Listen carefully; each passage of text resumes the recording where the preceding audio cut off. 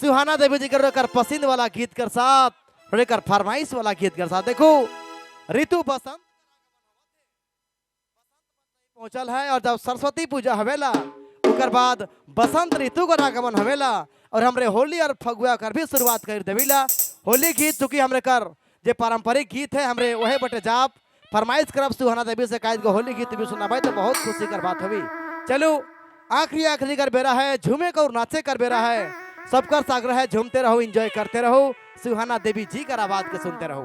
आइए सुहाना देवी जी आप आएंगे मंच पर और लड़का लोगों से आग्रह होगा पुरुष आप मंच के दाहिने साइड में आ जाए।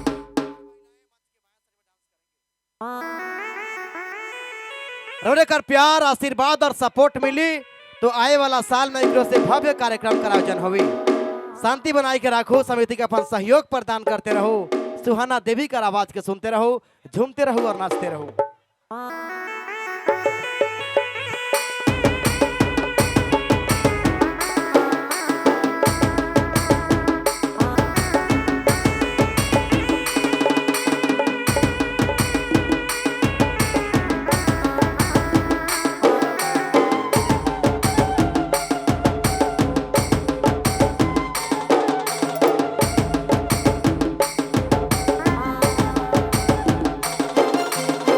हेलो हेलो जी सुहाना जी आप आएंगे मंच पर।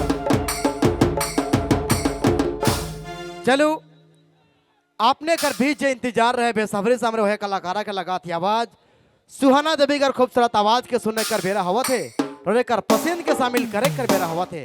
चलो फिर से झूमते रहो एंजॉय करते रहो कहे ना जे लखे अगर पूरब में स्वर्ण रेखा नदी बहेला तो पश्चिम में नतर हट कर पहाड़ी एक कला खूबसूरती के बताएला ओहे लकी हमरे कर झारखंड राज्य नदी नाला टका टकू पहाड़ पर्वत कतई सुंदर दिसेला हाय रे हमार झारखंड का राज्य देखो कतई सुंदर दिसेला।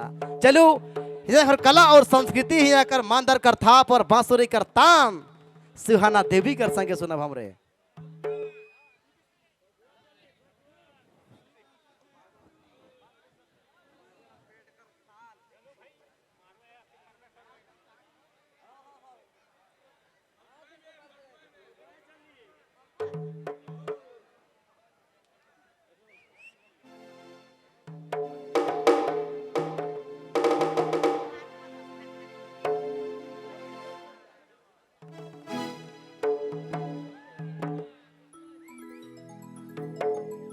Hello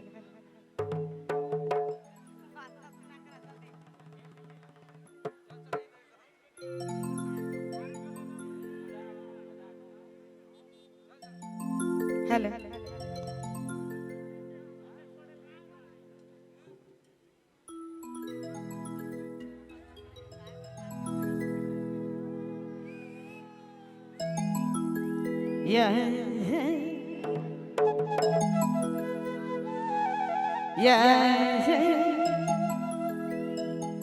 ya bakira gaya bira khela baboya ya bakira gaya bira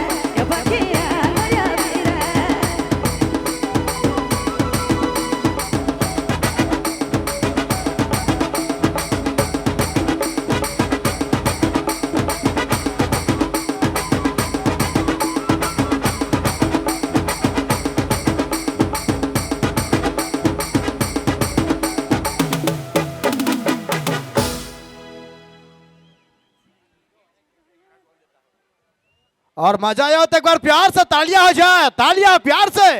प्रभात जी चलो बहुत खुशी कर बात है। एक बार हाँ सही बात।